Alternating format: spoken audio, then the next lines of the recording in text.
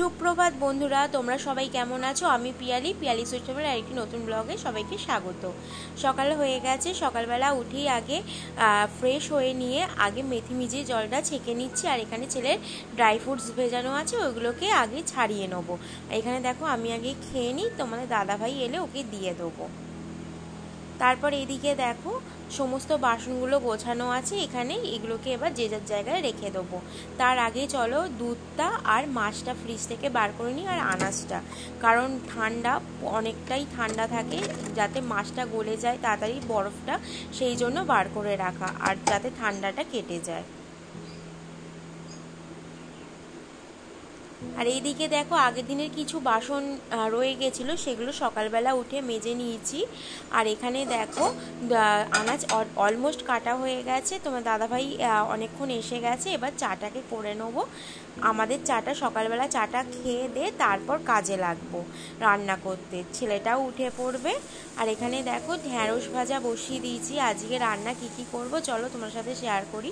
এখানে শাকটাকে সিদ্ধ করে রেখে দিয়েছি, পেঁয়াজ কেটে রাখা আছে, চালটাকে ভিজিয়ে দিয়েছি আর যাতে তাড়াতাড়ি একটুখানি ভিজে যায়। আর এখানে কিছু মশলা করব, ডাঁটা আলুর ঝাল করব, সে তার মশলাটা। আর এখানে বড়ি দিয়ে ডাঁটা আলুর তরকারি করবো, আর ছেলের একটু স্যুপ করব।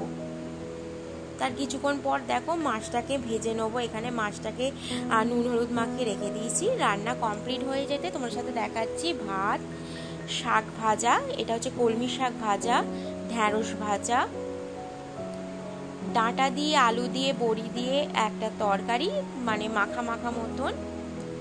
আর আছে এখানে দেখো চুনো মাছ ভাজা, চুনো মাছ মোরলা মাছ যাই মাছ বলো, এটা ভাজা। আর আছে ছেলের স্যুপ। আর এইদিকে দেখো আনাজ দিয়ে চুনো মাছের টক করা হয়েছে। আর এইদিকে দেখো রান্না করতে করতে অলমোস্ট অনেক বাসন মাজা হয়ে গেছে। আর এখানে এই বাসনগুলো মেজে নিয়ে একেবারে পরিষ্কার করে তোমাদের সামনে এলাম।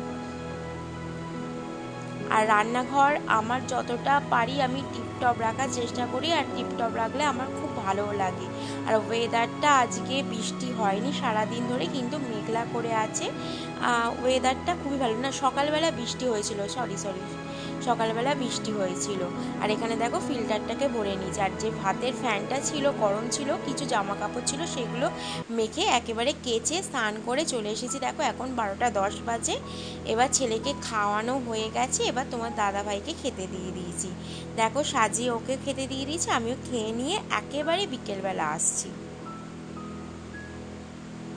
বিকেলবেলা দেখছো এখনও এখানে জল জমে আছে, মাঝে মাঝে একটু করে বৃষ্টি হচ্ছে আর জল জমে যাচ্ছে, জলটা যতক্ষণ আর নামবে না রেহাই নেই। আর এইদিকে দেখো বিকেলের একেবারে রান্নার আয়োজন করে নিয়েছি। আজকে করবো ডিম আলু দিয়ে একটু তরকারি, ডিম আলুর তরকারি পেঁয়াজ দিয়ে।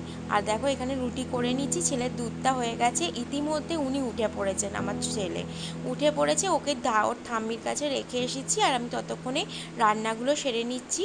সবার চাটা এখানে করে নিয়ে একেবারে চলো তোমার দাদাভাইকে দিয়ে দিই, আর মাকে নিচে দিয়ে এসে ওকে নিয়ে চলে আসি, দিয়ে একসাথে ওকেও একটু দুধ বিস্কুট খাইয়ে দেবো, আমিও চা খেয়ে নেবো। চলো ডিম আলুর তরকারিটা রেডি হয়ে গেছে, এখানেও টিফিনটাও গুছিয়ে দিয়েছি। সকাল থেকে এত ব্যস্ত না, নিঃশ্বাস ফেলার সময় পাচ্ছি না, এত কাজের চাপ। কে উঠছে কে উঠছে দেখি, এই কে উঠছে, কে তুমি? তাহলে এখন একটু চা বিস্কুট খাওয়ার সময়, বলো এখন কি খাওয়ার সময়? ক্লিপ খাওয়ার সময়। একটু চা বিস্কুট খেয়ে নিই আমরা, বলো। সকালের পর থেকে এই ফোনের সামনে একটু আসার সময় পেলাম। এখন ঘড়িতে 5:30 বেজে গেছে, এখন ও বেরিয়ে যাবে, টিফিন করে দিয়েছি একেবারে। আর ওকে চা বিস্কুট দিয়ে দিচ্ছি, আমি চা বিস্কুট নিয়ে চলে এসেছি, মাকেও নিচে দিয়ে এসেছি। আর একে দেখো কি করছো,